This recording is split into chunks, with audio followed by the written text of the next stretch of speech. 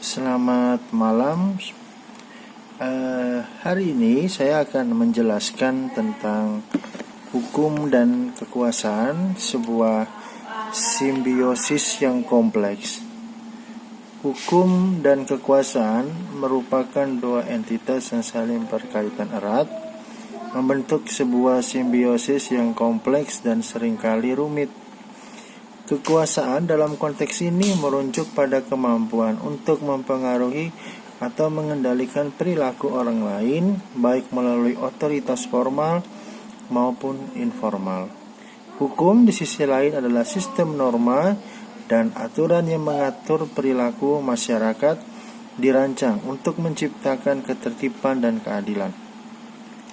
Idealnya, hukum berfungsi sebagai pembatas kekuasaan, mencegah penyalahgunaan, dan memastikan bahwa kekuasaan digunakan untuk kepentingan umum. Sistem hukum yang kuat dan independen berperan krusial dalam melindungi hak-hak individu dan mencegah tirani.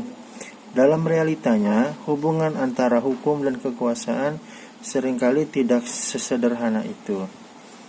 Kekuasaan dapat mempengaruhi hukum melalui berbagai cara, misalnya melalui pembuatan undang-undang yang menguntungkan kelompok tertentu atau melalui interpretasi hukum yang bias, korupsi, nepotisme, dan kurangnya transparansi dapat melemahkan supremasi hukum dan memungkinkan kekuasaan untuk digunakan secara sewenang-wenang.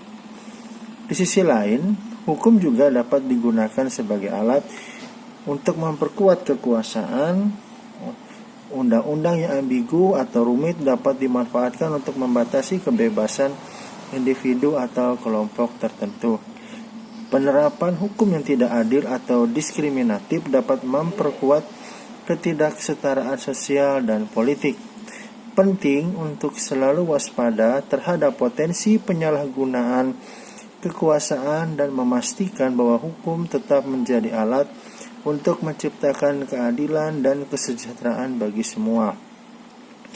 Transparansi, akuntabilitas, dan partisipasi masyarakat dalam proses pembuatan dan penegakan hukum sangat penting untuk menjaga keseimbangan antara hukum dan kekuasaan.